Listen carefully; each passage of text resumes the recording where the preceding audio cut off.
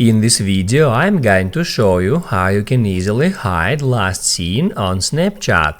Be sure to watch the video to the very end so you don't make any mistakes, and of course do not forget to like this video and subscribe to my channel. So let's get started, and first off, open up Snapchat app, then go to your profile, hit add gear icon to open up settings, and then just scroll all the way down until at privacy controls you will find see my location.